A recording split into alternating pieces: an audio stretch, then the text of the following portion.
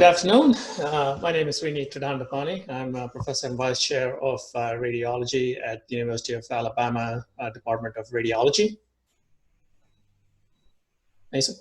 I'm Mason Frazier. I am the vice chair of operations and the executive medical director for the Department of Radiology at UAB. And I am Greg Holl, the director for imaging informatics at UAB. So very quickly, what we wanted to talk about was this rapid deployment of home workstations for radiologists in our department. And wanted to start with Dr. Frazier, how we went about doing this. What was the motivation for doing this? Well, as a department, we had already agreed to deploy home workstations to our ED section even before the COVID crisis had developed, to make sure that we had flexibility in a critical area like that. With regards to the rest of the department, once we saw that the COVID pandemic was going to affect our university and particularly our state, and the early projections were that we were going to be hit pretty hard, we decided that we needed to take measures to protect our radiologists, as well as given the flexibility of sections in case someone fell sick or ill or could not report to work. So several things were taken into consideration when we did this, and I pretty much left it to the section chiefs to decide. One of the things that most section chiefs looked at were their clinicians who fell into the what at the time was considered a high-risk category, whether it be increased age, immunocompromised, and even some of our faculty who were pregnant. And then other things we looked at more critically, and particularly the section chief looked at, were areas where we had very limited number of faculty, and we wanted to take the appropriate precautions to protect them because they were a limited resource, or areas that we deemed to be more critical than others. In particular, some of our ED neuroimaging we deemed to be very critical, and they also had very few staff members.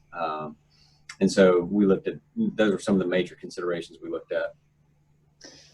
So one of the challenges that we had with getting the system implemented, I think the biggest challenge was really getting the financing in place to do this. And we were a little lucky in that we didn't have to actually find the money for all 25 workstations that we ultimately ended up deploying, mainly because we had a set of workstations that we were going to replace some aging machines within the workstations in the reading room. So we had these machines already in place. So it was fairly rapid that we could get this deployment, this redeployment in place. The only thing that we needed to get was enough funding to get the hardware, virtual private network devices to get those purchased. It took about maybe about a week to get the funding in place, and then maybe about a week and a half or so to get all the hardware ordered. But luckily, as I said, we had the workstations and we had some older barcode monitors that we could redeploy pretty quickly. Greg, do you have any comments on, what were the challenges, how long it took, and what were the challenges after you deployed? Yeah, so after we had the approvals, it was a matter of getting all of those orders processed, submitted and processed in configuration. There was some interruptions to the supply chain already.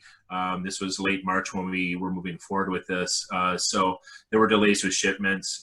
Like you said, we were fortunate to have some inventory on hand.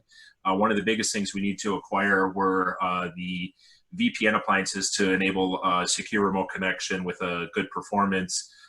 We chose the Cisco Meraki appliances. This is the device that's being used by the hospital for other connections. So there was some delays in getting that equipment on site. It took about 2 to 3 weeks for equipment to start rolling in.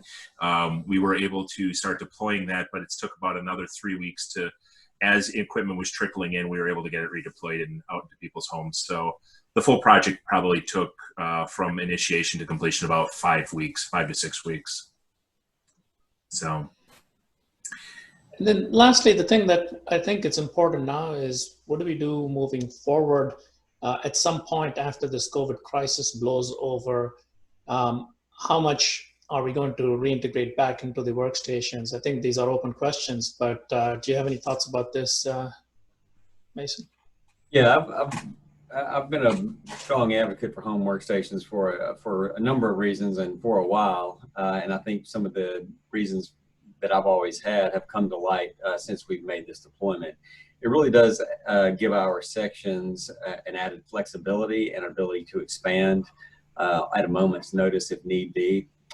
Although few and far between, there are times where there are natural disasters or emergency situations where there is a need for rapid expansion. There are also times when there's just an unexpected illness or a late call in sick or someone leaves during the middle of the day. And this allows us to really rapidly expand our services in these situations. I'm not sure how we will go, how we'll continue this moving forward, but I hope that in some way, shape, or form, we still have these capabilities available to our sections and to our faculty, although albeit in a somewhat more limited basis than we have here. Very good. Thank you, gentlemen.